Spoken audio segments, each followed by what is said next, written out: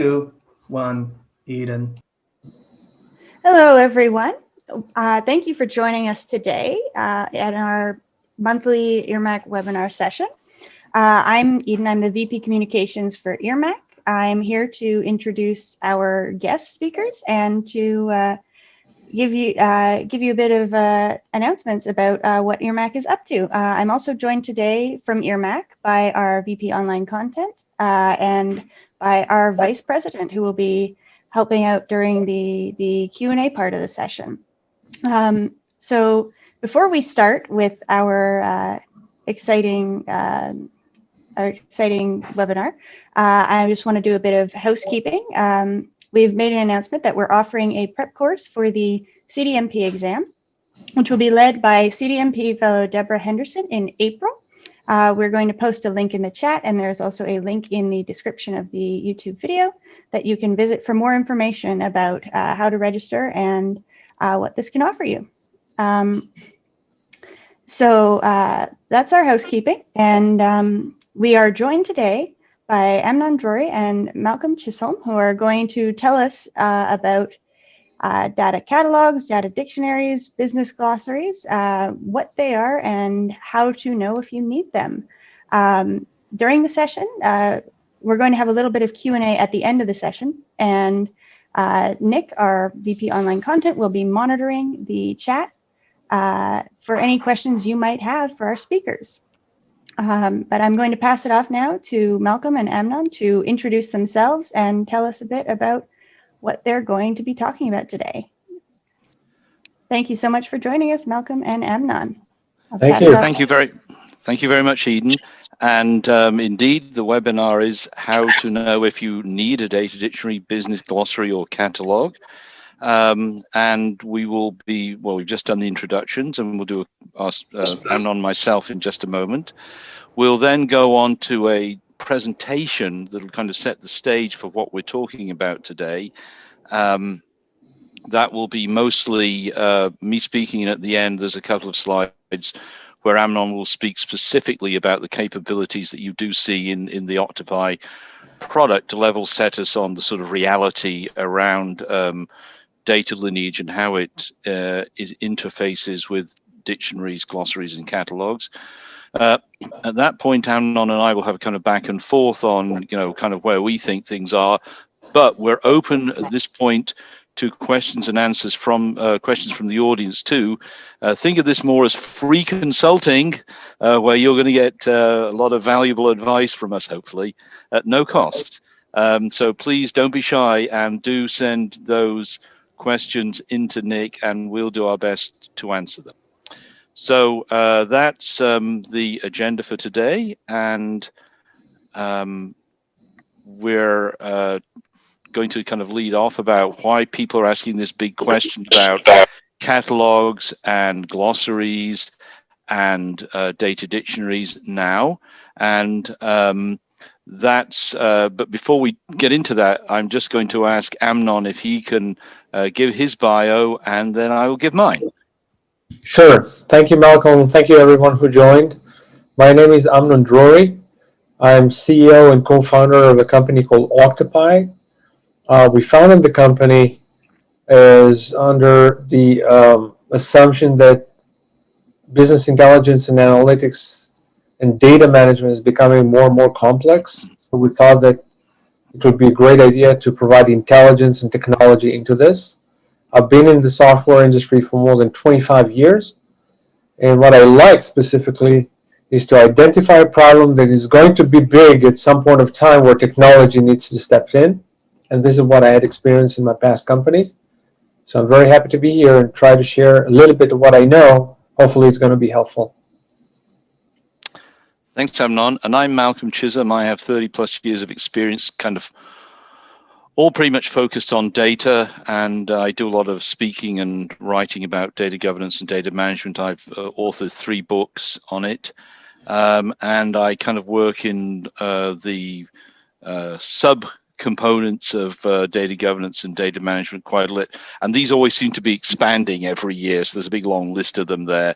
Kind of interesting how all the sub-specializations are becoming more and more important, and I I have been given the prestigious DAMA International Lifetime Achievement Award for Master Data Management and Reference Data Management.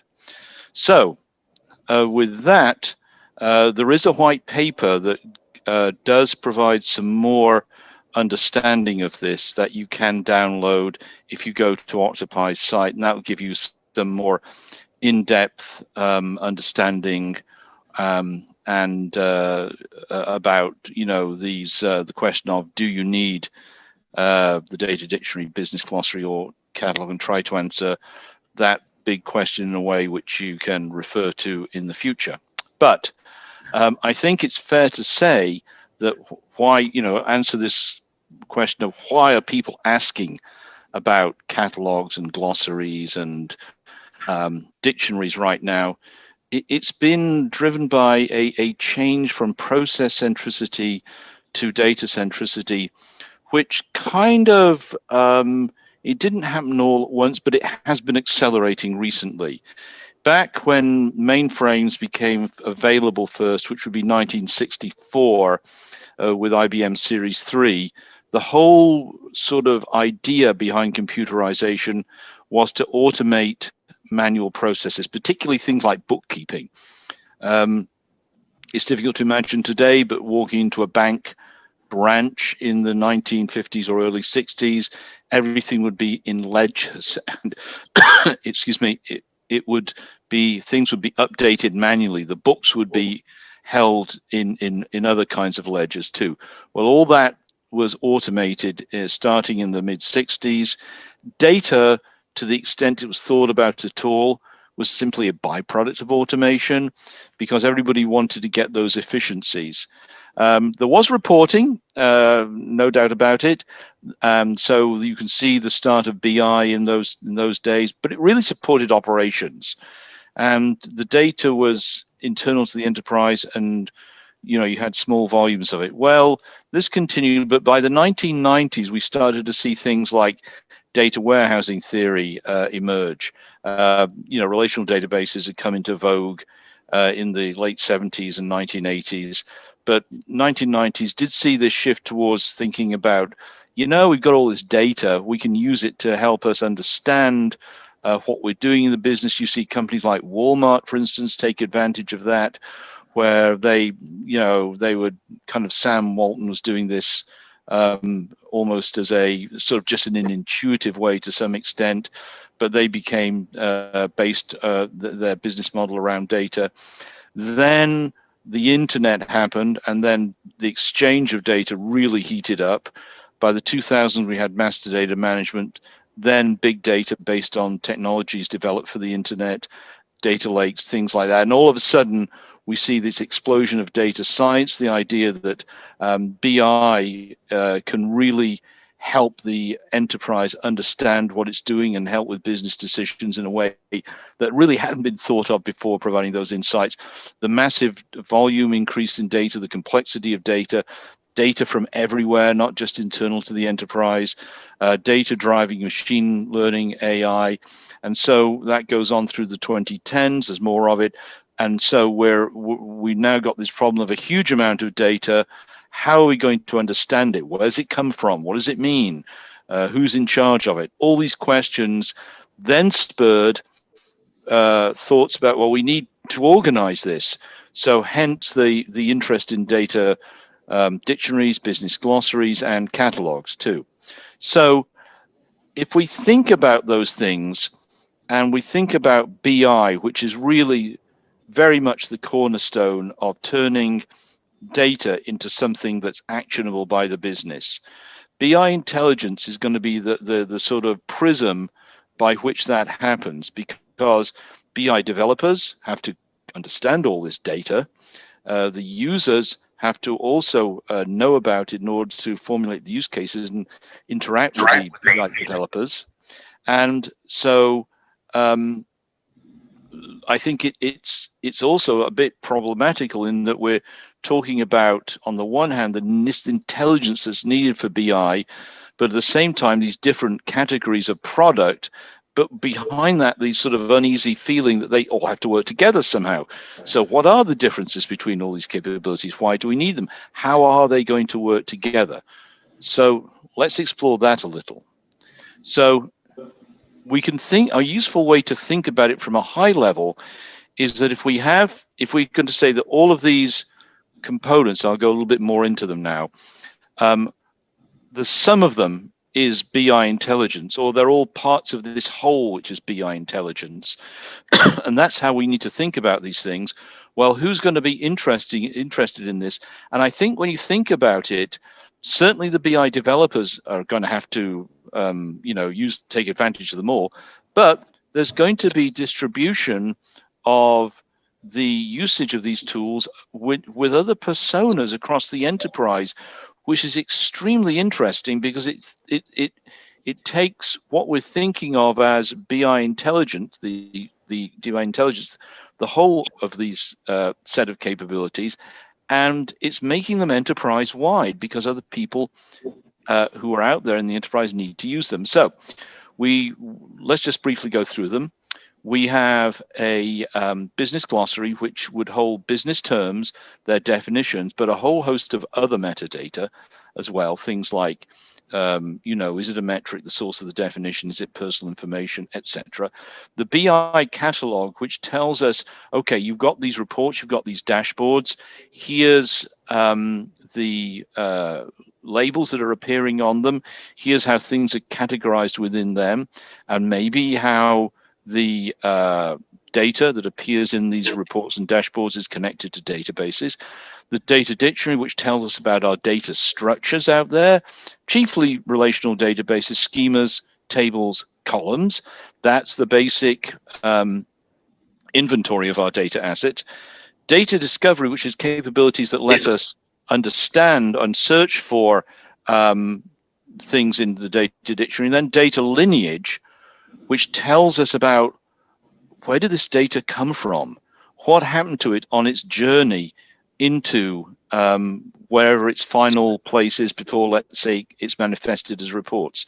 And as you can see, BI developers need all of these, but these other personas that exist in the enterprise also have an interest in these tools, and therefore, by extension, have stakeholders also in BI intelligence.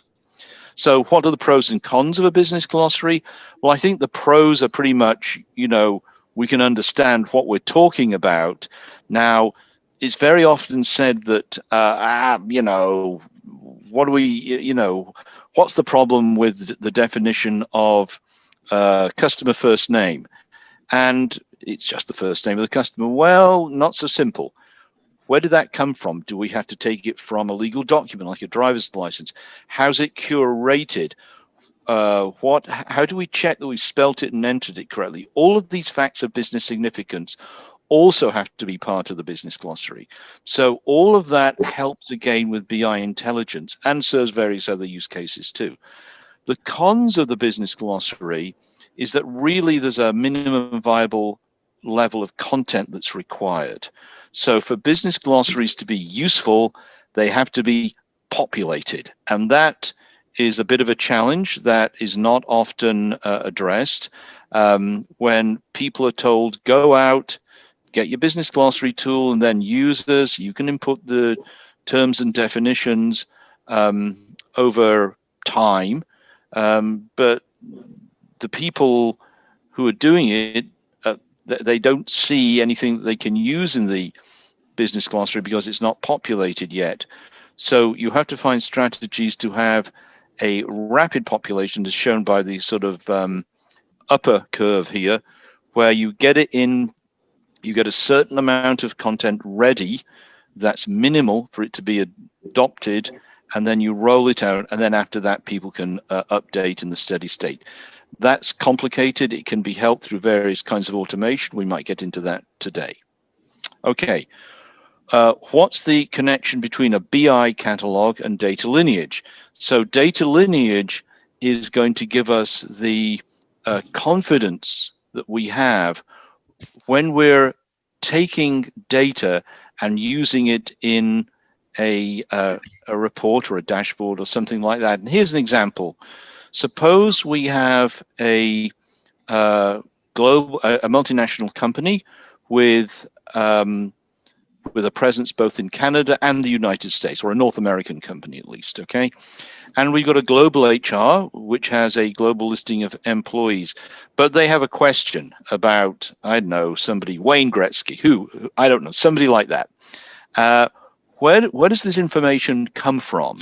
And with data lineage, what you can do, which you both, which the Business Glossary can help you to a certain extent, but not a full extent, is that you can see where the data came from in terms of your data universes.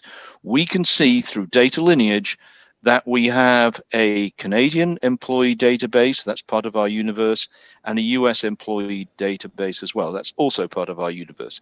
We know what the definition of an employee is, and maybe that covers full-time people, contractors, interns, and so on, however defined according to Canadian and US jurisdictions.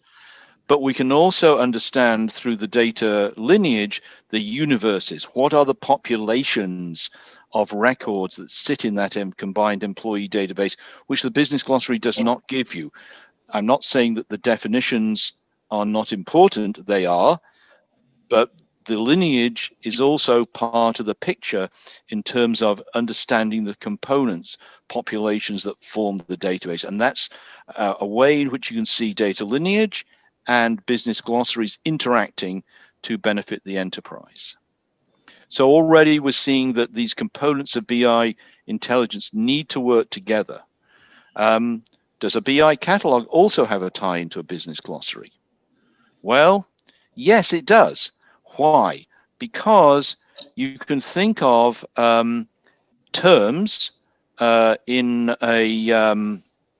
reporting as being synonyms of preferred business terms. So here we have a couple of reports: customer profile and customer daily tracking. We have customer first name, customer middle initial, customer last name. On the first report, we have first name, MI, and last name on the customer daily tracking. So these are synonyms. So customer first name is on the report customer profile. First name is on customer daily tracking, but first name is a synonym of customer first name. Now, when we have many, many reports and many different ways of expressing business terms, hence many synonyms, we can pull these together into a Business Glossary thanks to our BI catalog, which is cataloging all our reports. And not only that, it will show us the linkage to our database column and database table, therefore not just showing how the Business Glossary interacts with the BI catalog, but how the BI catalog also interacts with the data dictionary, again integrating these different capabilities that we've been talking about into BI intelligence. And I think you can see the value when all these things are working together. And again, it's a bit of a trivial example, but you will have thousands of reports in enterprise, maybe millions of columns, thousands also of business terms, maybe tens of thousands. So this becomes a very valuable thing to manage the complexity and volume of information in the enterprise, and provides solutions to quite a lot of use cases, as well as helping with the overall administration of the environment. So this is a lot of manual work. If you think about populating everything manually to get information into these tools, is that really the case? Well, that was the case in the past. And to be frank, there were a lot of, in the past, of very expensive top-down projects to go document all this stuff. But here we see a diagram from Octopai, which reflects complexity of data lineage across, a legacy, MRR, staging, and finally a data warehouse. So you can, and I think we all, appreciate the complexity of data lineage, but this is harvested automatically, so that it doesn't require all of this human intervention to do this work. So what we're seeing is the integration of the capabilities needed for BI intelligence, along with capabilities where this can now be done automatically, which was never possible before. And you know, thinking about things like going across different platforms, different kinds of tools, all of this complexity is now being addressed. And I think that's you know, a huge sigh of relief for those of us in the data profession. And that complexity, just to reflect it again and simplify it by like looking at the different types of things can go on. You could have a column in a source database. It can go to a target database through a SQL script, just through straight ETL, or with a transformation. There's a lot of logic that gets built into the ETL layer that needs to be understood. Then from the target database, and this is highly simplified, it can go into reports just as a simple data point, or again, transformations in the report layer. And as Amnon has pointed out to me in the past, you know, you think about the catalog, you want to know all your data elements. Those are more than the data elements you see represented as columns in databases. Why? Because so much enrichment actually happens in the BI layer that you're creating new data elements there through, for instance, calculations and derivations. And so that's important to know. It's so important to know about transformations in the BI layer too. Sorry, a quick interjection, Malcolm. I think on the last slide, someone had a question of what does MRR stand for? I'm going to ask Amnon that. Yeah, it's actually kind of a before staging. It's like you have the legacy systems where all the applications are, and you have some kind of the environment of development before you go to stage and then to the data warehouse. So there are a couple of steps in the kind of data movement process development kind of. But these are kind of the areas of where the data reside. It's a logical name of this specific environment. Probably something like an ODS or something like that, an operational data store where the information is collated. Would that be fair, Amnon? Yes. Okay. Okay. Thank you so much. I'll let you get back to it. Okay. Thanks, Nick. Okay, so I think we beat that one to death. Right. So if I could get only one capability, data dictionary, business glossary, catalog, what should I get? I would think that data lineage is probably the most important. Why? Because it's the most difficult. It's the most horrible problem to solve of all. I think we can work through the other ones, but data lineage is like, and again, prior to data lineage tools, it just used to, and I've done this myself, working with data warehouses where you sit in fear, waiting for the business users to come to you and say, I've got a strange blip of data in this report that's coming out of your data mart or data warehouse. What's causing it? Is this the tip of the iceberg so that I can't trust the entire environment, or tell me what's going on? And they want an answer. Okay, so you need data lineage to solve that, and it is extremely difficult if you have to do it yourself in a, you know, just manually. So that's how I would personally answer the question. I'll now send it over to Amnon, and I'll advance the slides at your direction, Amnon, just to explain a little bit about how this is materialized in Octopai and Amnon's philosophy of his viewpoint on all of this. Right. Thank you very much, Malcolm. I think this is really a good view about kind of the evolution of this. In our case, we've been spending a lot of time in the BI and intelligence and analytics space for many years, and we've witnessed this evolution. But what we also recognize is that even though we have been operated in the business intelligence space, we really haven't put a lot of efforts of providing intelligence about the business intelligence environments that we had. It was a very simple task: take a data, run it through all the way to the report, and that's it. But because of the growth of the volume of data consumers and the volume of data and the variety of different data sets, it became more and more complicated. So what we thought about is, how can we provide more intelligence with regards to business intelligence and analytics environment. Then we came to the conclusion after spending many years with our clients is that not only that you can provide really critical insights about anything from day-to-day operation to data accuracy to the data movement, but the ability of all of these insights to work together provides a great situation where 1 + 1 = 5. So what you see in front of you is kind of the data discovery, which very much has to do with formalizing a very simple question: where the data exist. Where the data exists in my collection of business intelligence systems, where, you, as you described, you have ETLs and databases and data warehouse and free and SQL and store procedures, and you have analysis services and different reporting tools. And to make it more spicy, each one of them can be from a different vendor. So how can you discover the data if you need to find it? The second type of an intelligence is how the data moves around. Where data is coming from, where is it going, and what happens to the data along the way.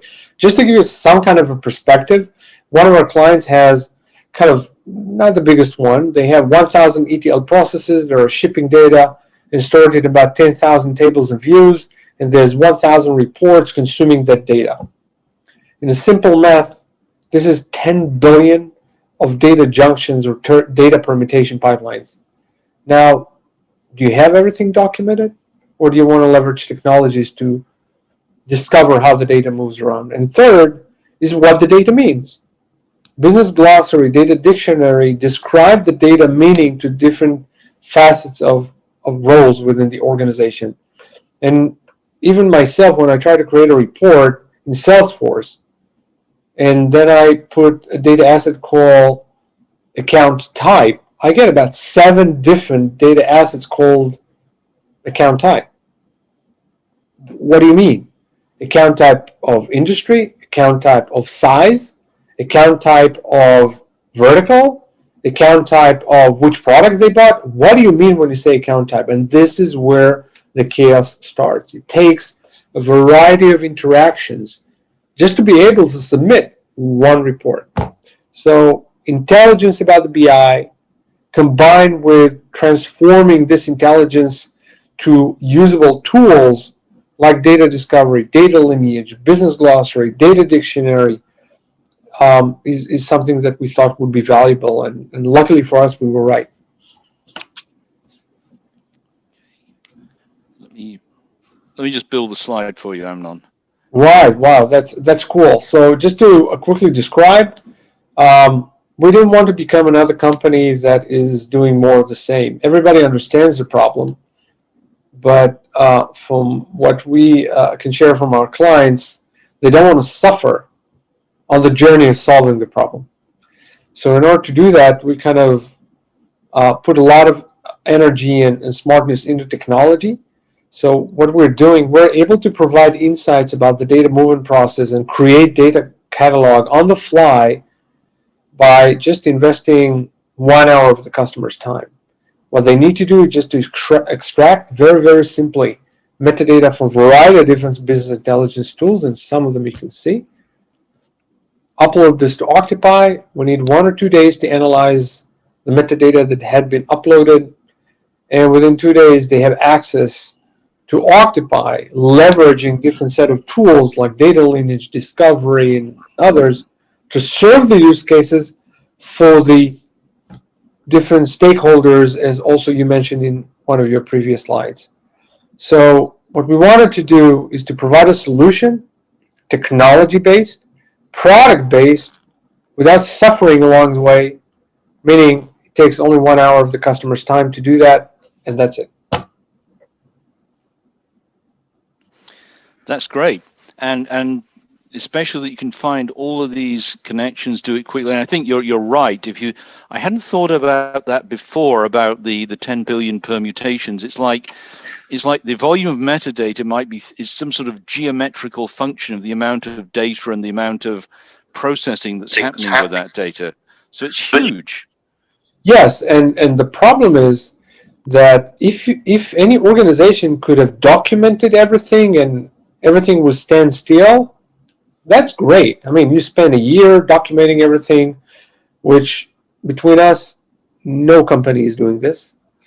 And in an ever-changing environment, you delete files, you delete tables, you add data assets, you create reports, you delete reports, you cleanse, you mask.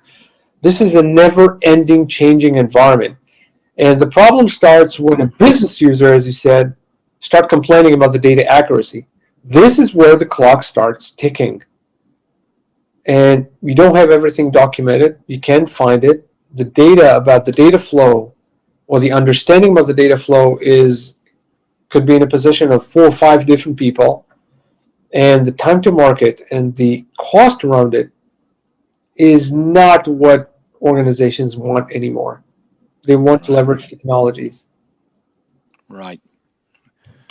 Okay. So just to remind you that you can get more about this topic from the white paper at Octopai's website. So Octopai does have this there, along with a bunch of other resources, by the way. So feel free to go and download that, and you'll have that available for reference. So with that, we've got a couple. Well, first off, Nick, do we have any questions from the audience so far? I mean, we've covered a lot of ground. Currently, the only question was the one that we asked. So you guys are good on the audience front, although we'll poke them and say, come on, guys, if you got any questions, feel free to ask. Right. They're dying to answer them. You'll get, you will get valuable free consulting here. So, okay. So I'm going to ask Amnon a question about, really about your experience. There's a lot going on today with cloud migrations, and I think those force people to look at their legacy environment in ways they haven't done before. Do you see that happening from your viewpoint, Amnon? And what are the challenges in that? You're right. In the past kind of 18 months, we see a growing trend of modernizing business intelligence platforms and environments. And in that token, we can see a trend of moving from on-prem to the cloud, but also moving from traditional kind of BI tools to the more modern ones. Specifically, we've been involved in many projects around, for example, fading away the OBIE or Cognos reporting system to a more modern one like Tableau and Power BI. And we can see customers moving from their Oracle to Snowflake. And you can see clients who are moving away from their on-prem systems to cloud-based modern ones like ADF, Talent, Basis Snowflake, and Azure Database, and Power BI, and Sisense. So it's kind of, we can see it in two directions: migration of systems, modernizing of systems, and modernizing of environments. I think that the challenge is very much the fear of change. In some cases that we've seen, if that works, don't touch it. But when you think about how do I migrate 17,000 OBIE reports and recreate half of them now in Power BI, I can only quote one of our customers that said, this is a nightmare. This is a 2 years project. And the basic is, how many reports exist in my OBIE? Who are they? Where do they get the data from? Which exact database tables and views are related to which reports? And which ETLs are running these databases in order to consume that data eventually in these reports? How the report is structured? How do I recreate it now in a different visual within Power BI? And how do I connect the template of the Power BI report to which database or which the previous report in OBIE is connected to? I can go all day. So I think that if you look at this type of a project, the first scary part is the assessment. How long would it take? What resources do we need? What does that involve? What kind of skill set do we need to put in place? How long would it take and how much costly would that be? All of these exploration, mapping, understanding, which by the way is valid for the end client if they choose to do it themselves, or for a system integrator that wants to understand what the SOW. This is all starts with a fundamental. What is it that I have in my BI? So everything, all the questions that I just pop up are solvable if you have a technology that will enable you to understand what's going on rather than do things manually. So first, I want to say that your description of that task did provoke a fight or flight response in me. So that sounded terrifying. Number two, we actually have a couple questions now. Someone in chat's asking, so do I understand correctly that Octopai gathers the various synonyms used for a data element by looking at the lineage? The simple answer is yes, but it's a little bit the other way around. When we extract the metadata, we extract the metadata on its very granular level. So we extract the synonyms and the measures and the lookups and the formulas and the everything else. We analyze them, each and every object, and then we understand the relationship, and you can see them as part of the lineage. So synonyms, from our perspective, are part of the data story, the data flow, and we visualize this in the lineage. Let me ask a question on that, on two, which is, is it correct that Octopai will look at the report and harvest the report labels and understand the report fields that are there and connect those to the column it's coming from? So you can say, okay, this column corresponds to this label on this report. So if the label is held to be a synonym of a business term, you now know what column it corresponds to. So you've made that magic link, as it were. Is that correct? Absolutely, 100%. Okay. Beautiful, beautiful. Another one is, how does Octopai capture and maintain business rules related to data mapping? So if that question has to do with up-to-date kind of stuff, extracting metadata is an operation that the client does. You can extract metadata and upload to Octopai as often as you want. But 100% of our clients, what they do, they schedule the extraction of the metadata and upload this to Octopai. So this is how we keep up with the metadata that exists within the client's environment, rather than also refresh the metadata on an ongoing basis, if I understood the question correctly. I think that should cover it, and if not, they'll comment in the chat and let us know. Okay, we got another one.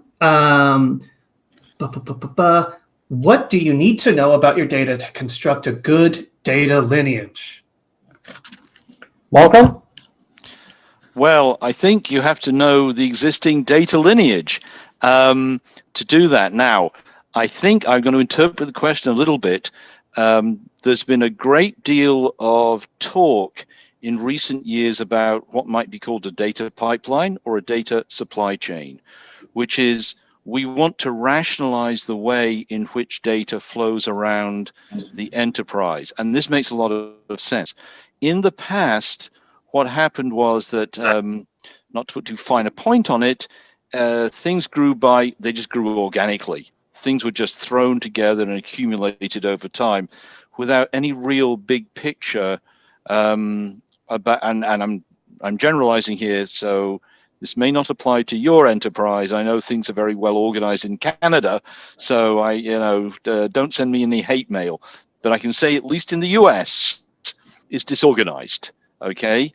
And so you cannot do this without having this this current understanding of your data lineage to say, okay, we want to, think about this much more rationally about how do we go with a reference architecture to a conceptual architecture, which is going to make the flow of data rationalized, so we don't have so many so-called golden sources and all the rest of it. We know where to go get the data from. We're reducing our numbers of data silos, etc. But without that initial picture, you can't do it. The other thing that I would like to add, and I was thinking about this as Amnon was explaining the cloud migration, is there's this somewhat old concept which died at the end of the 1990s of data administration, which was we have to keep our data environments well organized. So if tables aren't being used or columns aren't being used, get rid of them. If reports aren't being used, get rid of them. If we have all these ETLs leading to just a dead end, which is not used anywhere, get rid of it. And yes, storage is cheap and all the rest of it, but not in the aggregate. Cloud environments get expensive when you've got a lot of things going on in them that you don't need. So I think that the data lineage aspect of it gives us a viewpoint or a window into being able to do data administration, and maybe that will come back now. Again, Amnon, you may have some experience about seeing these sort of defunct processes in your work with your clients. Yeah, I can give one. I think I can share one interesting example as you were sharing your view.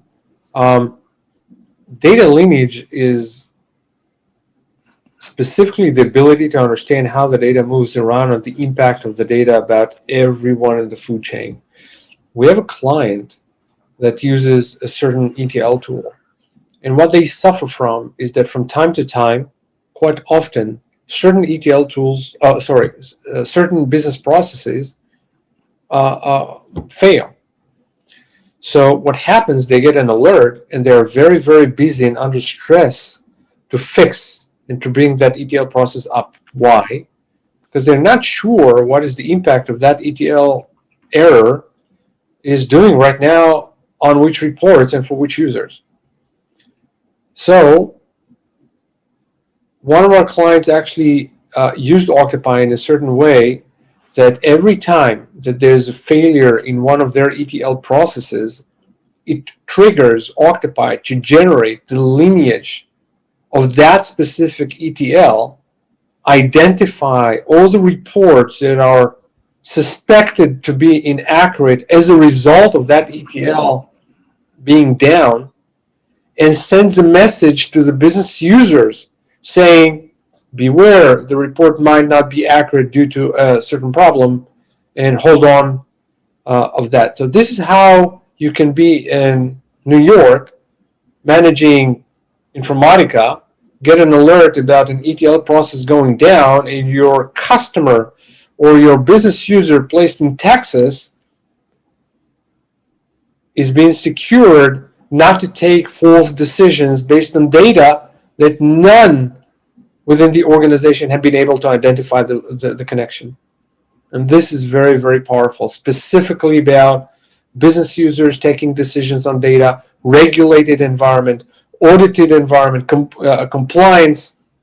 You want to make sure that you have a clear line between all the dots, and you can understand that within a click of a button. Honestly, that sounds fascinating, that they can have that process built in there to just immediately start off the chain of events. Amazing. Another question. Does the Octopai platform detect and process changes to Lineage self-serve environments like data lakes that can change rapidly? I feel like it's a little connected to talking about all the Lineage stuff. But yeah, does it detect the process changes to Lineage from environments like data lakes that can change really quickly? So the answer is that it's in our roadmap in a very, very short term. If you want to see the list of tools that we support, you can go to octopai.com under platform. You can see like 40 different BI systems that we support. From the technical point of view or the functionality point of view, the answer is yes. Every time that there is a change, we can detect the differences, and we have compared, but also part of going back to the previous example, every time that you change the metadata that impacts the data lineage or fields or reports, since that metadata is being refreshed at Octopai, you can understand that we already have the previous set of metadata files that have been uploaded. And this is how we can provide even the differences between the different set of metadata files. And some of our clients use that even before they go to production, implementing the changes that they have done in their dev or staging environment. Amazing. Really cool. A previous question asker does have a point of clarification that they want to ask. The question originally was, how does Octopai capture and maintain business rules related to data mapping? And they've asked if you could clarify if Octopai includes business rules engine capable to capture complex business rules that are implemented programmatically in enterprise applications. That's too much of a technical question. I think that in order to be very honest, I will go to my product manager and send whoever was asking this a decent reply. Yeah, let me take a crack at that too from a more general viewpoint. I think that when you look at ETL processes, sometimes there's transformations in there, and those transformations can be captured as part of the harvesting lineage. Now, what those transformations mean in business terms is still something you'd have to determine. But it's going to be easier if we can connect all of the column names to business term names. So that's one thing. I think where it gets more difficult is if the expectation is going to be parsing source code, which may not be available. It might just be compiled objects, things like that. It becomes, I think, something outside of the scope of data lineage. But I think, Amnon, maybe your product manager can talk in respond to this a little bit about SQL things like that. Right. If you can send, yeah. Yeah, absolutely. So at the end of this, I'm sure we'll have your contact information, and we'll make sure that they have that so they can ask the detailed techie questions that they are dying to know the answers to. We got another one. Can the hosting service of the data lineage be offered as an API or via SDK for organization integration into other platforms? So API and SDK stuff available for Octopai? So not an SDK, but we do have an API. If you think about it, Octopai, in one of the slides, you can see Octopai is kind of becoming a central hub for all the metadata of the BI, and we use that metadata to create valuable insights within Octopai. But this is the client's metadata. So we also have an API where you can extract the metadata from Octopai and reuse that centralized metadata within Octopai for other purposes. Two that I can mention is we have clients that have used Octopai to centralize their business intelligence and analytics metadata, analyze and use our Lineage, Catalogue, and Discovery to solve different use cases of which you've seen in one of Malcolm's slides. And then they extract the analyzed metadata and inject them to data governance solutions, because some of the metadata that already been centralized automatically within Octopai is also can be reused for data governance purposes. So our clients don't want to invest valuable time in injecting metadata manually to data governance tools, rather than just leverage Octopai's automation and inject that into that data governance. So instead of spending weeks or months in doing this, you can get that in seconds. Absolutely. It just makes sense if it's all right there. Absolutely. Right. So that's one use. The second use that we've seen is to use Octopai for documentation.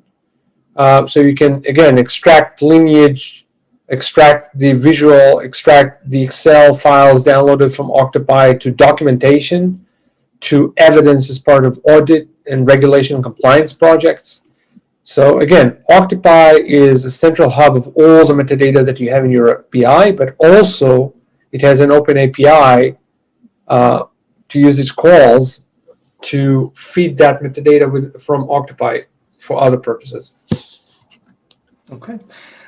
Any recommendations? Can I add something to that, Nick, which is absolutely that I think, a use case that I've seen in general that people are interested in is, like, if I have a suite of reports and then, people in the enterprise don't really know what reports are out there, but they need something, there is very often a drive to create yet another report, which is really just the same as an existing one. And consultants are often only too happy to go and develop those reports for the client. And so you can, if you put in proper governance processes of the kind Amnon was referring to, you can have a check before you authorize the development of a new report to make sure there's nothing out there that kind of is like the one you're requesting based on the metadata that you've got. And then that will reduce your spend on BI, makes the whole thing more efficient. That makes a lot of sense. Any recommendations on how to ensure that a business glossary is adopted on a wide scale so that people stop inventing new synonyms for existing terms? Well, I can try that one. So I think that getting the business glossary out there is the number one thing. But then I think having some policies such that any term that's used in a report, any report label must be in the business glossary. That will, I think, and if it's not there, then you have to add it to the business glossary. That will, I think, constrain people to just go look up an approved business term and put that into their reports rather than just sloppily make up some, new abbreviation. And so I think that is part of it. And I think the driver for creating new synonyms is just, to put it frankly, ignorance. People don't or did not up till now have a way of looking up business terms and checking to see if they're preferred terms and knowing that they exist. They just went and made them up. And so, a business glossary with good search capabilities should tamp that down a lot. Yeah, it's kind of like a lack of perspective. They don't see the full picture, and so they can't make the optimal choice. So they make a non-optimal new synonym. Right, but they've got no alternative up to now. Up to now, right. The data glossary has been very business-driven, resulting in a library of terms and definitions with little or no linking to the data, finding it not valuable for practical applications. What is the key characteristics that can make a data glossary valuable for an organization, and how can we shift these kind of goals around? I can try that one too. So I think that, we've been promoting in this webinar, the value of a business glossary. But I think the idea of just saying, it's just like a piece of technology, I don't know what it really is useful for, but we should have one, isn't helpful. I think you need to think about the business glossary in the context of specific use cases. So, if you just stand one up and somehow it's supposed to make everything better, I don't think it necessarily will. So what are specific use cases? Well, one is metrics. Metrics are used for business decisioning, but very often metrics aren't defined in the sense that people don't exactly know what they're based on. The methodology of data collection, the calculations that lie behind them, caveats like, there's a metric and it's published on day X, but it's really based on 3-month-old data. So just be aware of that. Those kinds of things need to be in the business glossary. The constraint of terms and their definitions that come from policies and contracts and laws and regulations, which can't be changed. You can't mess around with those definitions. They've got legal implications. So you've got to utilize them as is and not kind of, make your own up. That's also very important. So it's thinking about those use cases will drive and getting solutioning them through the business glossary will drive the return on the investment in the business glossary. So it's very much about that, addressing use cases. Okay, wonderful. I think that seems like a pretty good place for the last question. Do you guys have any final thoughts that you want to get out to on these topics or something like that, or tell us where we can find you besides Octopai itself, which you can also, of course, drop here as well? Well, I'll go first and then let Amnon have the very final word. So I think, what we're looking at here is it's the first time that we've seen the ability to address a very complex space. We're talking about, different capabilities that have to work together: business glossary, data dictionary, catalog, lineage, etc. So it's been a real headache, if not just impossible, to deal with that up to now. That's one thing. At the same time, we've had 60 plus years of organic growth in IT architecture and explosive growth in data in recent years. So the need is now more than ever to have these capabilities. So I think we're seeing the consensus is that, you have to have automation, but that automation is becoming available. And I think as data professionals, it's incumbent on us to be able to work with this metadata to really solve the business problems, given that so many business strategies now have data as part of them. Right. In the past 10 years, everybody talked about the importance of data.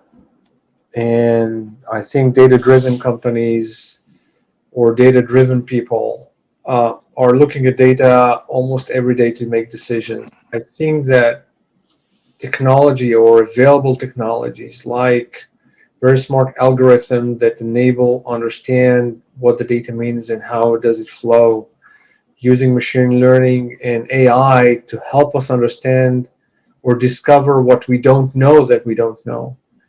All of these capabilities enable us to maximize the data that we have, far beyond what humans can do.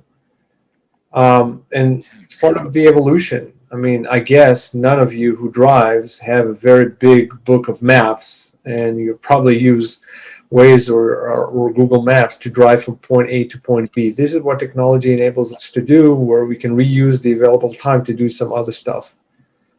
This is how we feel. We feel that we brought technology to a world that is smart enough to leverage from it and utilize their time to do some other stuff, important stuff. And we feel very fortunate to be with the right product at the right timing for the right audience. And I hope that even within this session, everybody who looks at it understand that life could be better, even on a personal level, if you smartly leverage available technologies. That's on my part. Thank you. That's, I think, a great final note to end it on. You're right. This is such a complex, set of topics that all are very tightly interlinked. So this has been a really fascinating dive into those. We really appreciate you answering all those questions and sharing all these insights. So yes, thank you so much for joining us today, Malcolm and Amnon. We really appreciate it, and thank you everyone who came out to watch. Just wanted to note, we look forward to seeing everyone again on March 17th. For our next talk, we're going to be hearing from Steve Hoberman about his new book, The Rose Data Stone, Achieving a Common Business Language Using Business Data Terms, which is, I think, a good follow-up to some of the stuff we touched on today. There's also going to be a giveaway, so we'll be sharing